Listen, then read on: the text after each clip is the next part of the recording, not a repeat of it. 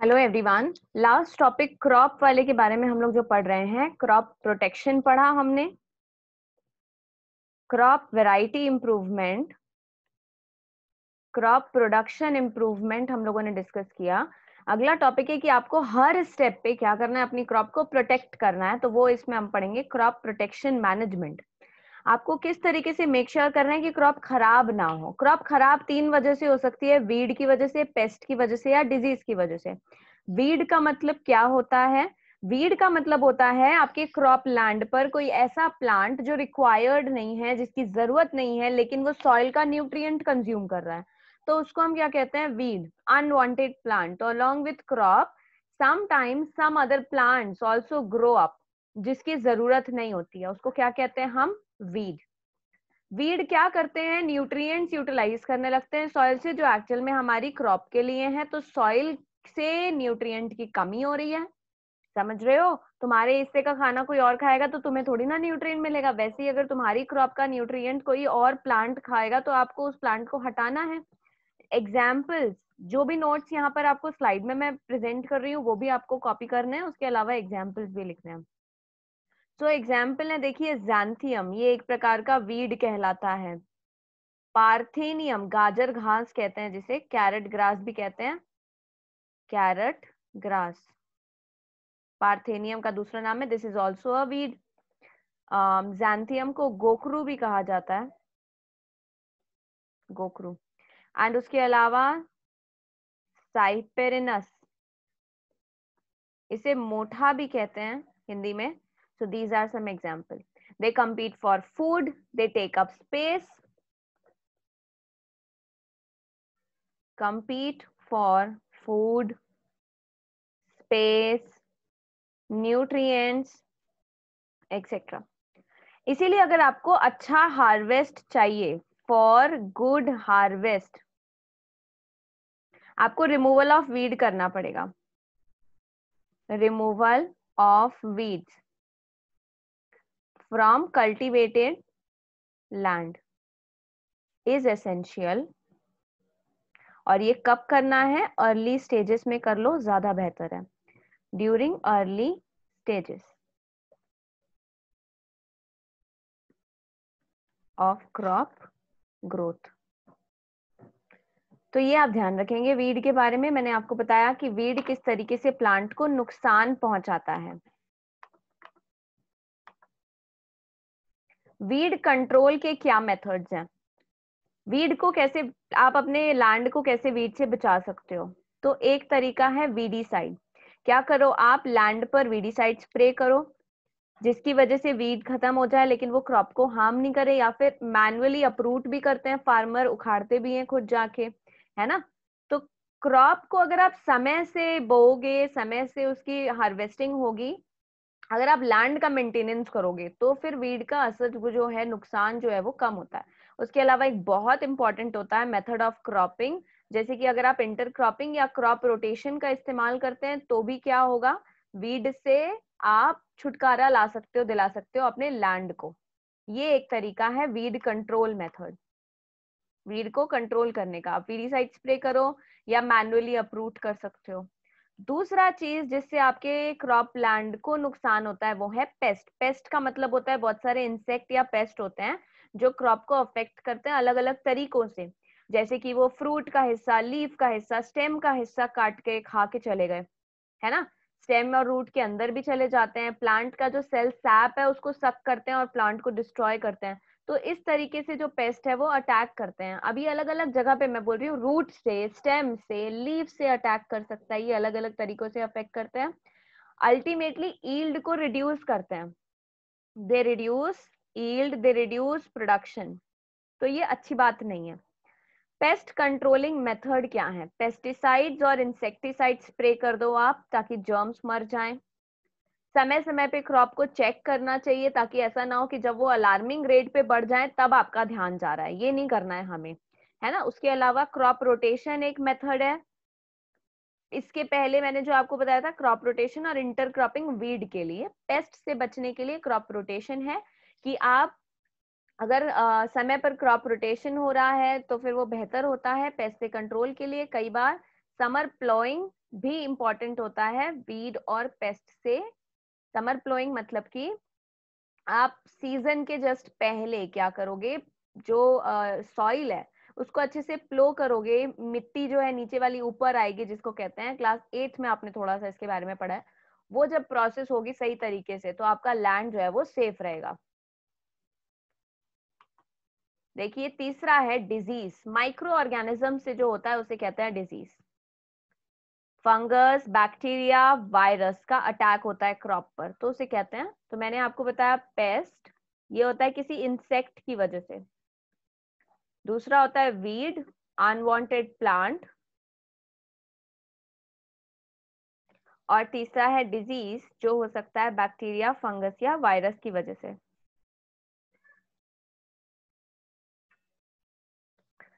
Disease management method, आपको क्या करना है, ऐसा क्रॉप सिलेक्ट करना है जो उस जगह के टेम्परेचर और क्लाइमेट के हिसाब से सूटेबल होता हो, और अगर अगर उस पर कोई डिजीज अटैक कर भी रहा हो, ठीक है, चांस है कि एनवायरमेंट जो है वो डिजीज अटैक कर सकता है, तो हमें क्या करना पड़ेगा, केमिकल रिमूवल करना पड़ेगा, है ना। हर्बिसाइड्स का इस्तेमाल कर सकते हैं, फर्टिलाइजर्स का इस्तेमाल कर सकते हैं, क्रॉप रोटेशन मेथड या फिर मिक्स्ड क्रॉपिंग, ये मेथड है डिजीज से छुटकारा पाने के लिए। या सबसे बेस्ट मेथड होता है, यहाँ पर नोट में नहीं लिखा हुआ है, मैं आपको ऐड करवा रही हूँ, use of disease resistant variety.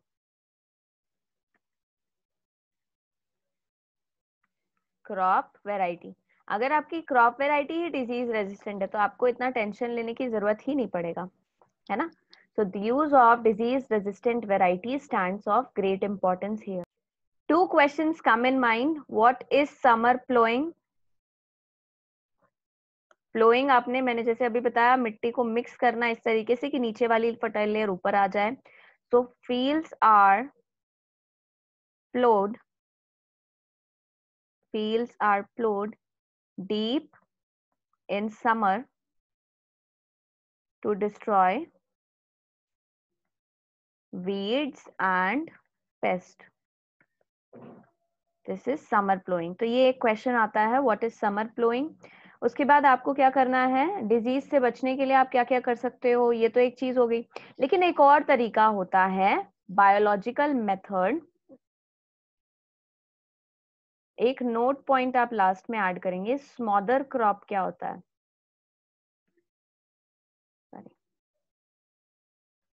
स्मॉदर crop.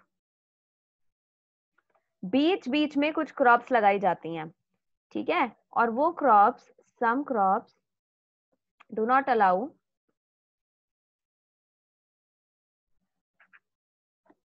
Growth of weed. कुछ क्रॉप वीड ग्रोथ होने ही नहीं देती हैं, उन्हें कहते हैं हम स्मॉदर क्रॉप, जैसे कि सोयाबीन, मिलेट, बार्ली एक्सेट्रा। ये एक प्रकार से स्मॉदर क्रॉप क्या करते हैं, वीड प्लांट को ग्रो नहीं करने देते हैं, उसे हम कहते हैं smother crop. So this is biological method of weed control, क्योंकि अगर आप वीडीसाइड स्प्रे करते हो तो उससे नुकसान होता है ना सॉइल की क्वालिटी पे, इसीलिए इसीलिए biological method of weed control क्या है पूछा जाएगा तो प्लांटिंग ऑफ स्मॉदर क्रॉप। क्या है बायोलॉजिकल मेथड वीड कंट्रोल का, स्मॉदर क्रॉप लगाना। स्मॉदर क्रॉप का मतलब क्या, कुछ क्रॉप, वो क्रॉप जो वीड को ग्रो नहीं करने देती हैं उन्हें हम स्मॉदर क्रॉप कहते हैं। नेक्स्ट टॉपिक जो हम लोग बात करेंगे that is about the storage of grains. जब आपने क्रॉप को लगाया, बीज बोया, उसके बाद जो पूरा का पूरा आपका ग्रोथ हो रहा है, जो उसका सीजन है, उस दौरान आपने ये सब ध्यान रख लिया, लेकिन अब आपने क्या कर लिया, निकाल के फसल कटाई हो गई, अब उसको आपको स्टोर करना है। लेकिन बहुत सारे कारण हैं जिसकी वजह से स्टोरेज के दौरान लॉस हो सकता है, तो उसे कहते हैं स्टोरेज लॉस। अब उसमें कुछ बायोटिक फैक्टर हो सकते हैं, कुछ एबायोटिक, कुछ लिविंग फैक्टर हैं जो नुकसान पहुंचा रहे हैं आपकी क्रॉप को, तो हम कहते हैं बायोटिक फैक्टर। कुछ नॉन लिविंग फैक्टर्स हैं जो नुकसान पहुंचा रहे हैं, तो हम कहते हैं एबायोटिक फैक्टर। एबायोटिक फैक्टर मतलब टेम्परेचर सही नहीं है, मॉइस्चर बहुत ज्यादा है, बारिश हो गई, राइट, रेन हो गई, बायोटिक फैक्टर कुछ इंसेक्ट, फंगस, बैक्टीरिया, रोडेंट्स, इन लोगों ने रास्ता ढूंढ लिया अंदर घुसने का, और जहां पे क्रॉप स्टोर की गई थी वहां पे जाके इन्होंने नुकसान मचा दिया। तो इनकी वजह से क्या हो सकता है? Degrade in quality, weight loss, nutrient loss, discolouration of produce, ये सारे तरीके हैं। अब आप मेंटेन कैसे कर सकते हो, उसके पहले मैं आपको बताऊं प्रिवेंशन ऑफ स्टोरेज लॉस, इसको ऐड करेंगे आप नोट्स में। Prevention of storage loss, drawing, ध्यान रहेगा कि वहां पर मॉइस्चर ज्यादा ना हो। फ्यूमिगेशन, फ्यूमिगेशन का मतलब होता है धुआं छोड़ा जाएगा पॉइजनस या फिर ऐसा gases, chemicals, gaseous chemicals are spread, उन गैसियस केमिकल्स को कहते हैं फ्यूमिगेंट। इनको क्रॉप के ऊपर स्प्रे किया जाता है, ठीक है, जिसकी वजह से वहां पर अगर कोई इंसेक्ट, बैक्टीरिया, रोडेंट होगा तो वो मर जाएंगे, इसे कहते हैं फ्यूमिगेशन। ये समय समय पर करवाना चाहिए। तो इस तरीके से किया जा सकता है। और स्टोरेज हाउस का मेंटेनेंस, क्लीन करना, ड्राई करना प्रॉपर तरीके से, ये भी सब तरीके हैं प्रिवेंट करना स्टोरेज लॉस को। So these are also prevention of storage losses. Drawing के लिए ये वाला पॉइंट एक्सप्लेन किया गया है, फर्स्ट पॉइंट ड्राइंग यहाँ पर डिटेल में दिया है। So these are certain point how you can prevent storage loss. तो अभी तक हम लोगों ने क्या पढ़ा? क्रॉप प्रोटेक्शन में किन 3 चीजों से प्रोटेक्शन देना है? Pest, weed and disease. इन तीनों से क्या करना है? हमको अपनी क्रॉप को प्रोटेक्ट करना है। और उसके बाद स्टोरेज लॉस प्रिवेंशन भी करना है। So these are the important topics for crop improvement और improvement in food resources जो हम लोगों ने पढ़ा है अभी तक। जितने टॉपिक इसके पहले डिस्कस किए हैं, उसके बाद ये लास्ट टॉपिक है आपका इम्प्रूवमेंट इन फूड रिसोर्सेज का। कई बार आपसे सिर्फ इंडिविजुअल टॉपिक बेस्ड सवाल आते हैं कि पेस्ट कंट्रोल कैसे करना है बता दो, वीड कंट्रोल कैसे करना है, तो आप 2-2 पॉइंट्स इंडिविजुअली यहाँ प्रिपेयर करोगे। आप अपने कॉपी में क्वेश्चन होमवर्क के तौर पे इसको प्रिपेयर कर लीजिए। नेक्स्ट टॉपिक जो हम लोग डिस्कस कर रहे हैं about animal husbandry. Animal husbandry का क्या मतलब होता है? एनिमल हस्बेंड्री एग्रीकल्चर का एक ब्रांच है जिसमें ध्यान रखा जाता है लाइव स्टॉक का। लाइव स्टॉक मतलब हम यहाँ पर फार्म एनिमल्स की बात करते हैं, पर्टिकुलरली हम किसकी बात कर रहे हैं? फार्म एनिमल्स के बारे में बात करते हैं। So it is the branch of agriculture which is concerned with the care and management of livestock. Feeding, breeding, housing, health care, ये सारी चीजों का ध्यान रखना है, इसको कहते हैं एनिमल हस्बेंड्री। लाइव स्टॉक का मतलब हम फार्म एनिमल्स को कहते हैं जिसे हमने अपने फायदे के लिए रखा है। उसमें कैटल, बफेलो, कैटल मतलब काऊ की बात कर रहे हैं हम, और बफेलो है, sheep, goat, camel, pig, horse etcetera. इसमें पोल्ट्री, फिशरीज भी इंक्लूड होते हैं, bee culture and silkworm culture भी इंक्लूडेड है। बट लाइव स्टॉक शब्द जब आता है तो हम यहाँ कैटल की ही बात कर रहे होते हैं बस। एनिमल हस्बेंड्री में कौन से एनिमल आते हैं? फर्स्ट लाइव स्टॉक मतलब कि कैटल, ये वाले सारे। Second poultry, third fisheries, silkworm, बीज। ये कुछ टॉपिक हैं जो हम लोग एनिमल हस्बेंड्री में डिस्कस करेंगे, बहुत ही थोड़ा सा इसमें कवर करेंगे हम लोग। फिशरीज का मतलब क्या होता है? Rearing, catching, selling of fish, mollusc, crustacean. पानी में मिलने वाले मतलब कि जितने भी एक्वाटिक एनिमल्स हैं उन सबको पकड़ना, पालना और उसके बाद उनका सेलिंग करना, ये सब फिशरीज में आता है। सिर्फ फिशेस नहीं, पानी में मिलने वाले सारे एनिमल्स की बात हो रही है। डेयरिंग का मतलब एनिमल्स का मैनेजमेंट जिससे हमें मिल्क और मिल्क प्रोडक्ट मिलते हैं। डेयरी फार्म मैनेजमेंट का मतलब होता है जब हम लोग मिल्क का ईल्ड, मिल्क का क्वालिटी पर ध्यान देते हैं। ओके,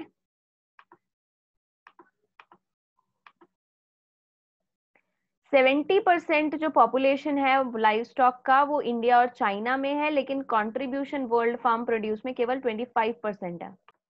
हस्बेंड्री का मतलब होता है डोमेस्टिक अफेयर का मैनेजमेंट, इसमें मतलब एनिमल का हस्बेंडिंग कहलाता है एनिमल हस्बेंड्री। सबसे पहले बात करेंगे फार्म मैनेजमेंट के बारे में, जहां पर आप कैटल को रखने वाले हो। तो जहां पर आप कैटल को रखोगे आपको किन चीजों का ध्यान देना है? आपको ध्यान देना है शेल्टर, उनका घर ठीक है कि नहीं, है ना, उनका घर समय समय पे साफ होना चाहिए, रेगुलर क्लीनिंग होनी चाहिए, एनिमल की सफाई होनी चाहिए, उसका शेड जो छप रहा है वो प्रॉपर वेल वेंटिलेटेड हो। आप खुद इमेजिन करो, आपने कभी देखा होगा अगर कोई शेल्टर जहाँ पर कैटल को रखा जाता है तो किस तरीके से उसको रखना चाहिए, यहाँ पर हम बता रहे हैं। प्रॉपर ड्रेनेज सिस्टम होना चाहिए, उनका डिजीज मैनेजमेंट और फीड का भी केयर करना है। फीड यानी कि उनको खाने के लिए क्या देना है, तो उनको खाने के लिए आपको 3 चीजें देनी होती हैं, रफेज, कॉन्सेंट्रेट और फीड एडिटिव। रफेज का मतलब होता है मैक्सिमम फाइबर, जैसे आप रोटी खाते हो वो रफेज होता है क्योंकि उसमें फाइबर ज्यादा होता है ना। फ्रूट, जैसे कि आप सिट्रस फ्रूट खाते हो, मौसम्बी का जूस निकालो तो कितना कम बचेगा, लेकिन आप जब खाते हो तो वो बहुत इंपॉर्टेंट होता है क्योंकि आपको खूब सारा फाइबर मिलता है, और फाइबर जरूरी होता है आपके डाइजेस्टिव सिस्टम को अच्छा रखने के लिए।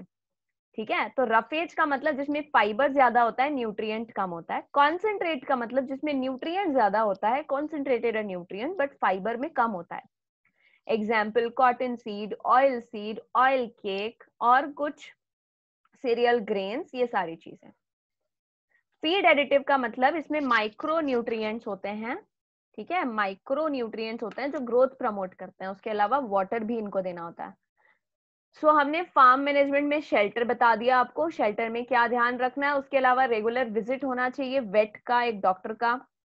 फीड में इसको देना है रफेज, कॉन्सेंट्रेट और फीड एडिटिव्स। मैं फिर यहाँ पर आपको 2 मिनट पॉज करके बता दूं एक चीज, कि आपको ये सारे पॉइंट्स नोट करने हैं अपने नोट्स में, ठीक है, नोट्स बनाने हैं आपको प्रॉपर इसके लिए। ब्रीड की बात करें तो करीब कैटल की 26 ब्रीड्स और 7 ब्रीड्स प्योर ब्रीड्स हैं इंडिया में जो पाई जाती हैं, और सबसे अच्छी ब्रीड जो है वो ड्रायर एरियाज में मिलती हैं कंट्री के।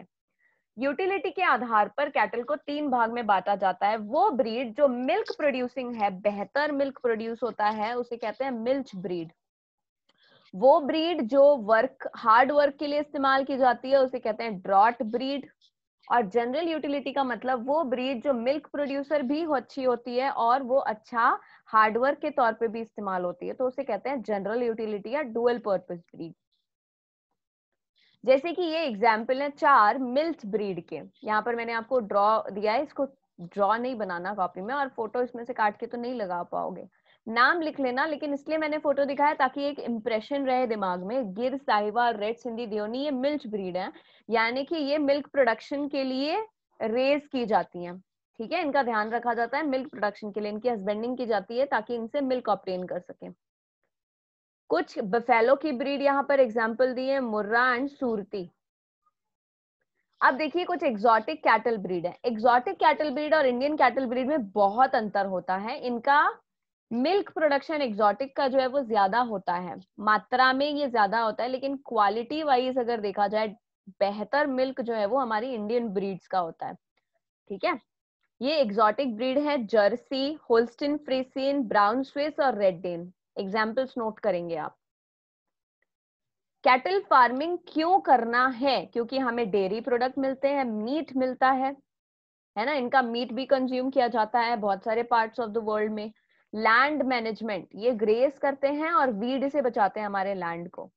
इनके प्रोडक्शन से हमें फाइबर भी मिलता है, जैसे कि वूल गोट से और शीप से वूल मिलता है। लेबर, इनको हम लोग लेबर के लिए इस्तेमाल करते हैं बैलगाड़ी में, और उसके अलावा इनका जो मैन्योर यानी कि जो गोबर है उसे मैन्योर के तौर पे इस्तेमाल किया जाता है। So cattle farming, what are the benefits of cattle farming, यहाँ पे सवाल है। So why cattle farming? Because of the following reasons, please copy this down as well.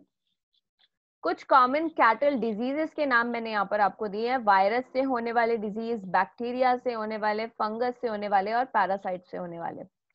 So parasite internal हो सकते हैं, जैसे वर्म और फ्लूक, इनके इंटरनल पैरासाइट होते हैं, और बाहर शरीर पर जो रहते हैं उन्हें कहते हैं एक्सटर्नल पैरासाइट। दोनों ही बराबर नुकसान पहुंचाते हैं। ये जितने डिजीज हैं ये सारे के सारे आपके कैटल को खराब कर देंगे, और अगर एक कैटल को हुआ और उससे दूसरे कैटल में फैला तो भी नुकसान है। तो ये कोशिश करनी है कि अगर एक कैटल को हुआ है तो हम उस कैटल को आइसोलेट कर दें। Protecting the cattle from disease, disease can lead to a reduction in the production of milk and even the death of cattle. कई बार पैरासाइट्स की वजह से उसका हेल्थ बहुत बैडली अफेक्ट हो जाता है। These parasites can be found in the animals or they may attack them externally. Internal parasite liver damage कर सकता है, स्टमक डैमेज कर सकता है, और एक्सटर्नल पैरासाइट जो है वो स्किन तो डैमेज करेगा ही लेकिन ब्लड भी सक करता है।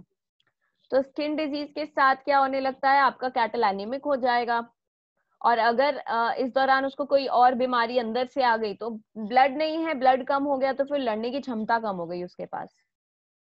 अब डिजीज को प्रिवेंट करने का सबसे अच्छा तरीका होता है वैक्सीनेशन। वैक्सीनेशन के द्वारा डिजीज को प्रिवेंट किया जा सकता है। पोल्ट्री फार्म मैनेजमेंट अगला जो मैं आपको बता रही हूँ। इसके पहले हम कैटल फार्मिंग के बारे में पढ़ रहे थे, अब पोल्ट्री में आपको बता रही हूँ। पोल्ट्री शब्द का इस्तेमाल किया जाता है for bird, chicken, turkey, duck, geese, swans, guinea fowl, pigeon, ये सारी की सारी बर्ड जो हैं वो पोल्ट्री फार्म मैनेजमेंट में इंक्लूड होती हैं। हमारी कंट्री में मेजरली इसका मतलब होता है chicken which are domesticated for egg and meat, ये दोनों के लिए इनको डोमेस्टिकेट किया जाता है। डक्स का भी डोमेस्टिकेशन होता है। पोल्ट्री बर्ड के बारे में मैं आपको बताऊं, कुछ इंडिजिनस ब्रीड है। इंडिजिनस मतलब इंडिया की ब्रीड, जो लोकल ब्रीड है, असील, बुरोसा, ये है। उसके अलावा भी बहुत सारे एग्जाम्पल्स हैं। Foreign breed leghorn, black Minorca, ये फॉरेन ब्रीड्स हैं। लेयर्स एंड ब्रॉयलर्स के बारे में बात करते हैं। देखो, अगर पोल्ट्री को रेस किया जा रहा है ताकि उससे एग ले सकें तो उसे कहते हैं लेयर। अगर उससे हमें मीट लेना है, मतलब कि आप उसको पैदा करके, मतलब सॉरी, आप उसको ब्रीड का आप क्या कर रहे हो, उसको ध्यान ही इसीलिए रख रहे हो ताकि आप क्या कर सको, उसको मीट के लिए बेच सको, तब उसे कहते हैं ब्रॉयलर। आपने दुकानों में देखा होगा ब्रॉयलर दुकान लिखा रहता है, तो उसका मतलब क्या है, वहां पर आपको मिलने वाला है मीट के लिए, अच्छा मीट वाला चिकन या फिर और कोई बर्ड जो होगी। तो ब्रॉयलर से ज्यादा मीट होना चाहिए। जब आप चिकन कंज्यूम कर रहे हो उसका मतलब क्या है, हम उसका मसल मास खा रहे हैं, प्रोटीन खा रहे हैं, तो हम चाहते हैं कि वो अच्छा प्रोटीन वाला हो। तो जैसे मान लो अगर मैं पोल्ट्री फार्म चलाती हूँ तो मैं क्या खिलाऊंगी उसको, अगर मुझे ब्रॉयलर के लिए बेचना है उसे मार्केट में, बहुत सारा प्रोटीन और विटामिन ए और विटामिन के, ठीक है, ताकि वो जल्दी ग्रो करे, है ना। कम से कम 6 से 7 हफ्ते में क्या होगा, मेरे लिए वो बढ़िया हो जाएगा और मैं उसे मार्केट में सेल कराऊंगी, मुझे इकोनॉमिक बेनिफिट चाहिए था ना। अब लेयर की बात करते हैं, तो लेयर कम से कम 500 दिन तो है, उनको अच्छे से खाना दिया जाएगा और इनको कैलकुलेटेड फीड होती है। इन्हें प्रोटीन बस ज्यादा नहीं देते हैं, इनको ऑयल और कार्बोहाइड्रेट्स भी दिया जाता है फीड में मिला के, ठीक है। तो इससे क्या हो, इनके एग्स का प्रोडक्शन जो हो वो ज्यादा होना चाहिए। इन्हें इनफ स्पेस, एडिक्वेट लाइटिंग बहुत इंपॉर्टेंट है। लेयर और ब्रॉयलर में क्या अंतर है समझे आप। अगर आप पोल्ट्री को एग प्रोडक्शन के लिए रेस कर रहे हो तो लेयर, अगर मीट प्रोडक्शन के लिए रेस कर रहे हो तो ब्रॉयलर। अब इंडिजिनस ब्रीड और एग्जॉटिक ब्रीड में क्या अंतर होता है। इंडिजिनस ब्रीड मतलब जो यहाँ की लोकल ब्रीड है, उनका एग जो है वो कम होता है संख्या में, स्मॉल साइज का एग होता है, ठीक है, लेकिन इम्यूनिटी जो है डिजीज के खिलाफ उसमें ज्यादा है। और वहीं एग्जॉटिक ब्रीड में इम्यूनिटी कम होती है लेकिन लार्ज साइज होते हैं और संख्या में भी ज्यादा होते हैं। अगर आप मुझसे पूछोगे कि मैम पोल्ट्री फार्मिंग करें या कैटल फार्मिंग करें, है ना, हम लोग क्या करें, पढ़ाई नहीं कर रहे हैं अभी, टाइम पास के लिए क्या कर लें, तो पोल्ट्री फार्मिंग करना बेहतर क्यों है। अगर आपके पास छोटा सा कमरा है उसमें आप 6 कैटल रखोगे, लेकिन पोल्ट्री रखने की बात आएगी तो आप 100 बर्ड्स जो है उसमें रख दोगे, राइट।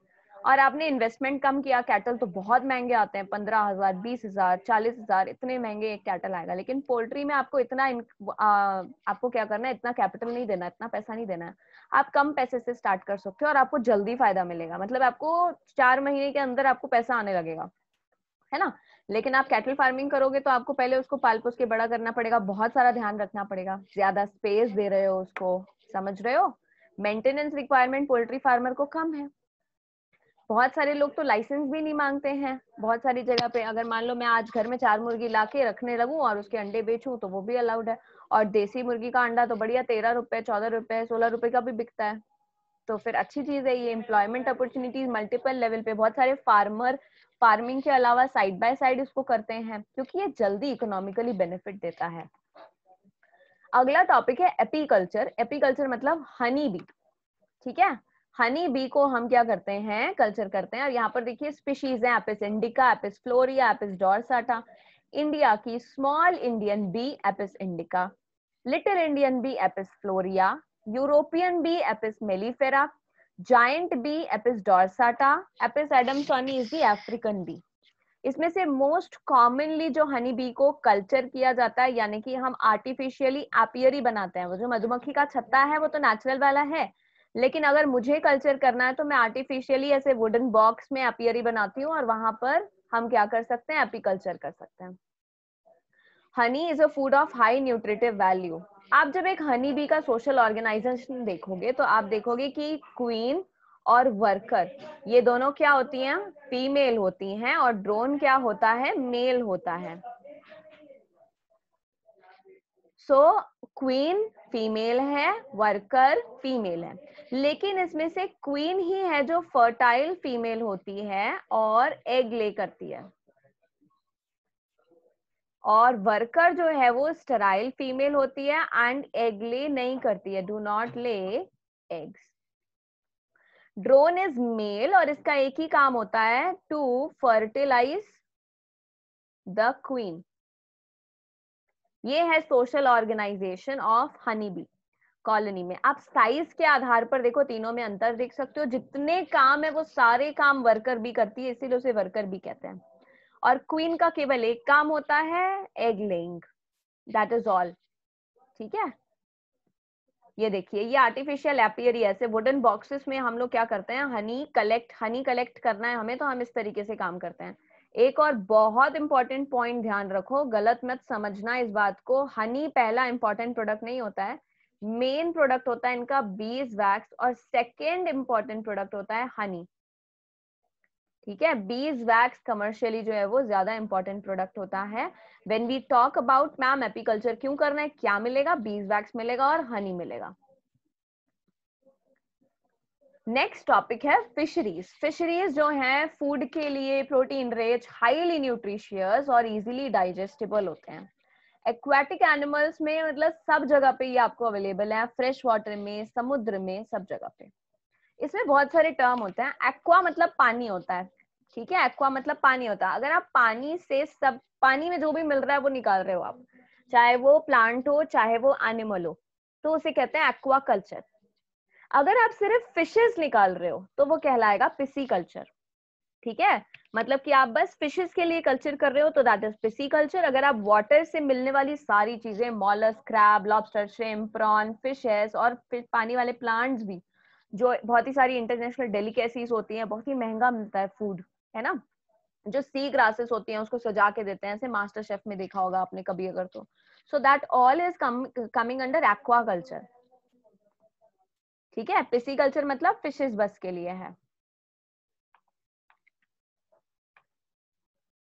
फ्रेश वाटर फिशेस यानी कि जो तालाब में रहती हैं, है ना, और जो समुद्र में रहते हैं वो मरीन वाटर। तो फ्रेश वाटर कल्टीवेबल फिशेस का एग्जांपल है कातला कातला, रोहू, कालबासु। ये 3 एग्जांपल्स हैं जो हमें याद रखने हैं। मरीन फिशेस के एग्जांपल देखिए, ईल ये मरीन फिश है, हिल्सा मरीन फिश है, समुद्री पानी से मिलती है, बॉम्बे डक ये मरीन फिश है।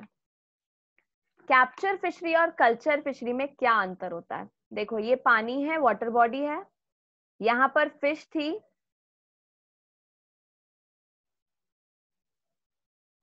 और मैंने क्या कर लिया, उसको पकड़ लिया, तो वो कहलाएगा कैप्चर फिशरी। मैंने एक बढ़िया पॉन्ड बनाया, उसमें मैंने फिश एग्स डाले और मैं वेट कर रही हूँ ये बड़े होंगे, धीरे धीरे उसके बाद फिशेस बनेंगे। सॉरी, तो ये होता है कल्चर फिशरी। कल्चर फिशरी का मतलब culturing of fish eggs to obtain fishes is culture fishery. Capture fishery का मतलब capturing fishes from marine water और fresh water। So capture fishery 2 प्रकार का होता है। inland fishery and marine fishery.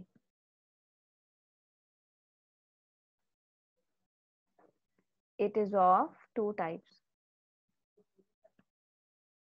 Inland fishery and marine fishery. Capture समझ गए? आपने क्या किया? सिर्फ कैप्चर किया है, आपने और कुछ मेहनत नहीं की थी. जाके जाल बिछा के पकड़ के ले आए. कल्चर फिशरी का मतलब आपने पॉन्ड में कल्चर किया था. सो दो मेन प्रकार की फिशरी, इनलैंड फिशरी का मतलब क्या होता है और मरीन फिशरी का मतलब क्या होता है. मरीन मतलब आपने बाहर से समुद्री पानी से पकड़ के लाए हो, है ना. और इनलैंड फिशरी का मतलब लेक, पॉन्ड, लगून, रिवर वगैरह से पकड़ रहे हो, तो उसे कहते हैं इनलैंड वाटर. जिसकी बाउंड्री लिमिटेड होती है ना, उसे कहते हैं इनलैंड फिशरी. लेकिन समुद्र का तो बाउंड्री लिमिटेड नहीं है, तो वो मरीन फिशरी कहलाता है. ये दो जो है ये कैप्चर फिशरी के प्रकार हैं, और कल्चर पॉन्ड में होता है. ब्लू रिवॉल्यूशन का मतलब जब हमने बहुत मेहनत करी फिशेस का कल्चर करने के लिए, पॉन्ड बना बना के हम फिशेस को प्रोडक्शन कर रहे हैं ताकि लोगों के पेट भर सके, उसे कहते हैं ब्लू रिवॉल्यूशन. ताकि हम ज्यादा से ज्यादा प्रोडक्ट ऑब्टेन कर सके फिशेस से. एक्वाकल्चर, पानी से चीजें ऑब्टेन करना. अच्छा, मैरीकल्चर क्या है? मैरीकल्चर मतलब सिर्फ समुद्री पानी से ऑब्टेन करना कहलाता है मैरीकल्चर. तो आपको मैंने हिंदी में समझा दिया. पिसिकल्चर फिश पकड़ना, है ना, फिश लानी है. एक्वाकल्चर पानी में जो मिल रहा है वो लाना. मैरीकल्चर मतलब मरीन वाटर से जो मिल रहा है वो लाना. These are very important. ये डिफरेंसेस एनसीईआरटी के एग्जाम्पल क्वेश्चन में दिए हुए हैं. Composite fish culture is very important. आपने एक पॉन्ड लेना है और इस पॉन्ड में आप मान लो एक ही मछली पालन कर रहे हो, तो आपका पॉन्ड बहुत सारा खाली पड़ा हुआ है. पर एक समझदार व्यक्ति ने ये सोचा कि क्यों ना मैं इसी पॉन्ड में एक साथ 3-4 मछली लगा दूं. कुछ मछली जो सिर्फ सरफेस पे रहती हो, नीचे ना उतरती हो, कुछ मछली जो केवल बॉटम पे रहती हो, और कुछ मछली जो केवल मिडिल लेयर पे रहती हो. इससे क्या होगा, एक मछली दूसरी मछली को परेशान भी नहीं करेगी, और मुझे एक साथ बहुत सारी मछली के पैसे मिल जाएंगे अगर मैं मार्केट में बेचने जाऊंगा तो. ठीक है, इस तरीके से. या फिर मान लो मेरी चावल की खेती है, तो चावल की खेती आपको मालूम है कि यहाँ पर पानी रहता है, पानी में किया जाता है in the beginning, right. So fishes are grown along with rice crop in the paddy field. इस मेथड में 5 से 6 लोकल या फिर फॉरेन फिशेस को एक सिंगल पॉन्ड में ग्रो करते हैं. अब वो पैडी फील्ड के साथ भी हो सकता है या फिर बिना पैडी फील्ड के सिर्फ पॉन्ड में भी हो सकता है. ये दोनों तरीके हो सकते हैं. आपको कैसी स्पीशीज सेलेक्ट करनी है, ऐसे नहीं कि एक दूसरे को खा के मर जाएं. आपको ऐसी स्पीशीज सेलेक्ट करनी है जिनका डिफरेंट फूड हैबिट हो और जो खाने के लिए कम्पीट ना करें. कुछ सरफेस पे रहें, कुछ मिडिल जोन पे रहें, कुछ बॉटम पे रहें. जैसे कैटल है, वो कहाँ पर रहती है? सरफेस पे रहती है. रोहू मिडिल पे रहना पसंद करती है. मृगाल जो है वो बॉटम फीडर है. तो आप एक पॉन्ड में तीनों को साथ में अगर कल्चर कर रहे हो, वो कहलाएगा कंपोजिट फिश कल्चर. ठीक है. So these are some example of composite fish culture. ये क्या है? एक तरीका है ताकि आप ज्यादा से ज्यादा इकोनॉमी या फिर पैसा जनरेट कर सको कम एरिया से भी. नेक्स्ट टॉपिक है सेरीकल्चर. सेरीकल्चर मतलब breeding and management of silk worm for the production of silk. Silk कहाँ से मिलता है आपको, किस तरीके से मिलता है, तो इनका लाइफ साइकिल देखते हैं. फीमेल मॉथ, एक मिनट पहले एडल्ट मॉथ से स्टार्ट करो. Adult moth mate with each other. Female जो है वो एग ले करती है ना. वो एग से क्या होता है, कैटरपिलर निकलता है. कैटरपिलर पत्ती पर फीड करेगा. वो पत्तियां कौन सी है? Mulberry leaves. और धीरे धीरे धीरे धीरे बड़ा होने लगेगा. बड़ा होने लगेगा उसे कहते हैं मोल्ट हो रहा है. वो क्या हो रहा है? मोल्ट हो रहा है. तो जैसे जैसे वो बड़ा होगा, एग से कैटरपिलर लार्वा, जैसे जैसे वो बड़ा होगा कैटरपिलर लार्वा, वो अपने आजू बाजू एक धागा सिक्रीट करता है. अपने आजू बाजू जो वो धागा सिक्रीट करता है उसको कुकून कहते हैं. और उस धागे के अंदर में कैटरपिलर किस में बदल जाता है? प्यूपा में बदल जाता है. तो पहली अवस्था क्या है? एग से लार्वा, कैटरपिलर लार्वा, और उससे फिर बनता है प्यूपा. क्या प्यूपा सिल्क सिक्रीट करता है? नहीं. Caterpillar larva secrete silk. पर हमें ऑब्टेन किससे होता है? प्यूपा से. Silk is obtain from pupa. ये दो अलग अलग लाइन है और ये बिल्कुल ना गलत मत करना. Silk is obtain from pupa, क्योंकि हम इस प्यूपा को लेते हैं और उसके बाद उसे बॉइलिंग वाटर में डाल देते हैं. फिर उसके बाद हम धागे को निकाल के फाइबर को एक्सट्रैक्ट कर लेते हैं. अगर हम ऐसा नहीं करेंगे तो क्या होगा, तो वो बढ़िया अपना जिंदगी जिएगा और एडल्ट में कन्वर्ट हो जाएगा। पर हम क्या कर रहे हैं, हम एक्सट्रैक्ट कर रहे हैं इस तरीके से, सिल्क वॉर्म के लार्वा से सिल्क एक्सट्रैक्ट कर रहे हैं। So that is all animal husbandry. Animal husbandry में हमने फार्म के बारे में पढ़ा, फार्म मैनेजमेंट में cattle farm, poultry farm, apiculture, sericulture and fisheries. सबकी स्पीशीज जरूर आप याद करने की कोशिश करोगे, है ना। तो that is all about the chapter. Thank you.